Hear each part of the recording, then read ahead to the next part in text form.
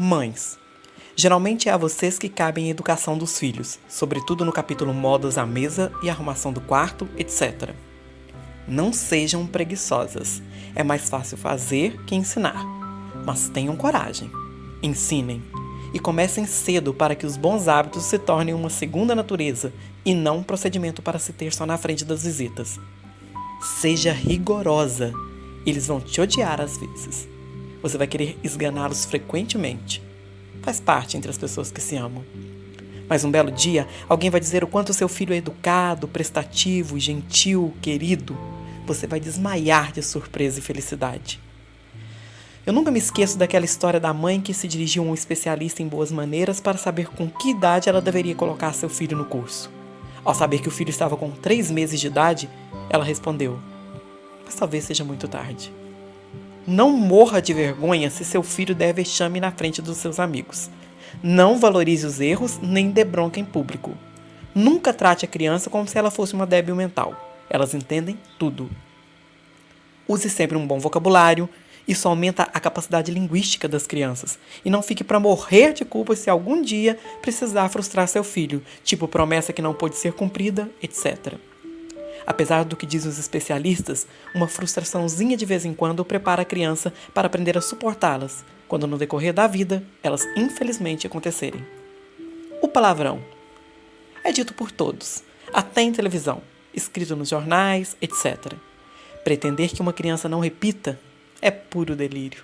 Vamos moderar, mas a regra de ouro seria palavrão na linguagem corriqueira uma coisa, mas não pode ser usado nunca, jamais na hora da raiva, da briga. Isso vale também para os adultos. Ensinem, obriguem seus filhos a cuidarem da bagunça que fazem. O copo de Coca-Cola? De volta para a cozinha. A revistinha que acabou de ler? Para o quarto. Os milhares de papeizinhos de bis? Amassar e jogar no cinzeiro. A lista não tem fim, porque a imaginação de uma criança para instalar o caos onde quer que esteja é também infinita. Alguns mandamentos. Não sair para se servir correndo na frente dos outros. O ideal, aliás, seria que as crianças até certa idade fizessem as refeições antes dos adultos, com as mães ali ao lado, patrulhando as boas maneiras. Não deixar cair um grão sequer na mesa. Não encher demais o prato, há fome no mundo, etc, etc. Se encher, que coma tudo. A partir dos 5 anos, não cortar a carne toda de uma vez. 5. Talvez eu tenha exagerado. 7. Não misturar carne com peixe, macarrão com farofa, etc. Isso é cultura. Pedir licença para se levantar quando a refeição terminar. Pode alegar que precisa estudar para evitar aquela tortura de ficar na mesa até a hora do café.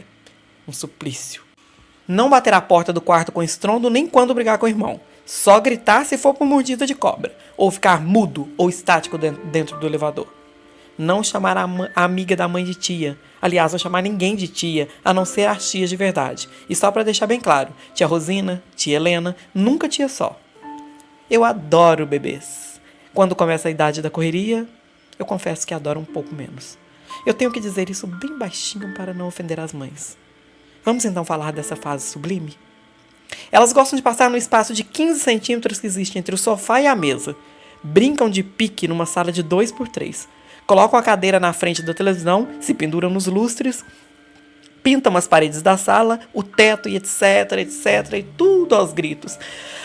Eu penso que essa talvez seja a fase de maior energia do ser humano. É a idade da guerra dos travesseiros, das almofadas que voam pelas janelas. Jovens pais adoram essas traquinagens. Tudo bem. Mas não ache tão estranho se alguns de seus amigos não curtem tanto quanto você essa fase tão adorável dos seus filhos. Crianças são difíceis mesmo. É preciso muita paciência para aguentar o que elas frequentemente aprontam. Mas as crianças crescem. E um dia querem trazer a namorada para dormir em casa. Dinheiro para um motel? Só se você der. Então, o que fazer?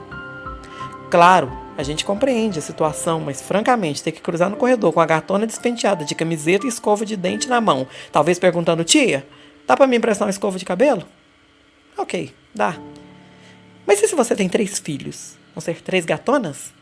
Acho que eu liberaria a casa nos finais de semana e iria dormir no sofá da casa da minha mãe, de um amigo, no banco da praia, deixando a garotada à vontade. Eles e eu numa boa. Mas só até domingo, às 19 horas, nem um minuto a mais. Mesmo os filhos mais modernos costumam ser caretésimos em relação às próprias mães.